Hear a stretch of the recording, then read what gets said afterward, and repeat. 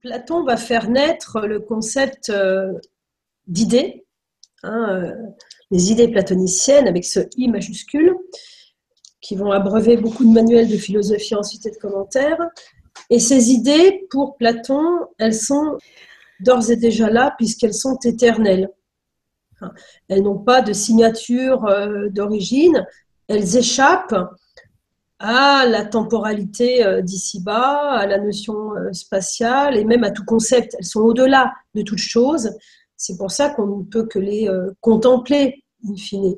Mais elles orientent ce vers quoi on doit accéder, puisqu'elles sont aussi l'émanation de valeurs, le beau, le bien, le juste, le vrai. Elles sont aussi ce qui a été contemplé par l'âme pour Platon avant que l'âme ne soit incarnée dans un corps. Donc l'individu va retrouver cette contemplation par ce que l'on a appelé à ce moment-là la maïotique. Socrate montre comment chacun d'entre nous, du plus savant à l'esclave, ça c'est le dialogue du Ménon, eh bien, va retrouver à l'intérieur de lui des vérités qu'il ne sait même pas porter, des vérités enfouies. Et elles vont le porter autant dans la redécouverte de ses idées que dans la résolution de problèmes mathématiques, dont il ne savait même pas qu'il pourrait en être l'auteur, c'est le cas du Ménon, mais elles permettent également de retrouver des formes fondamentales, comme le carré.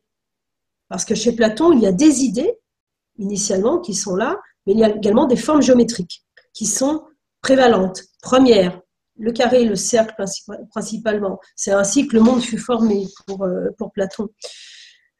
Et Jung part directement de cette proposition-là, puisque la figure archétypique, alors elle n'est pas un concept, mais ce concept, il peut être figuré par quelque chose.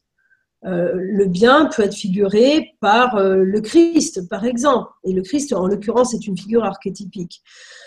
Un archétype peut être aussi une forme géométrique. Le cercle est important aussi dans la pensée jungienne.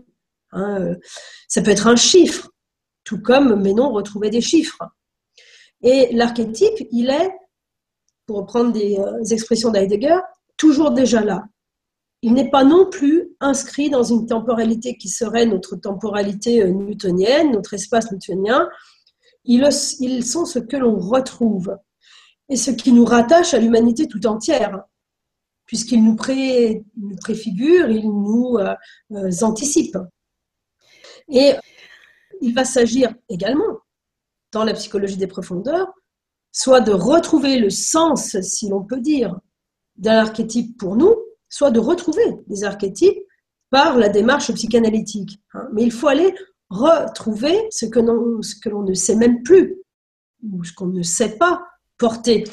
Et Jung rend un réel hommage à Platon, puisqu'il établit immédiatement une filiation entre l'archétype et l'idée, puisqu'il dit lui-même, je le cite, « L'archétype n'est pas autre chose qu'une expression déjà connue de l'Antiquité, qui est synonyme d'idée au sens platonicien. » Et il ajoute plus bas, Jung ajoute plus bas, « Si j'étais philosophe, fidèle à mon hypothèse, je pousserais plus loin l'argumentation platonicienne et je dirais, quelque part, dans un lieu céleste, il existe une image primordiale de la mère, M-E-R-E, préexistant à tout phénomène maternel et placée au-dessus de lui. » L'idée, elle est l'élément de la mère primordiale, de la matrice, de la matrix, c'est un terme que Jung emploie, et l'archétype aussi. Il est déjà là.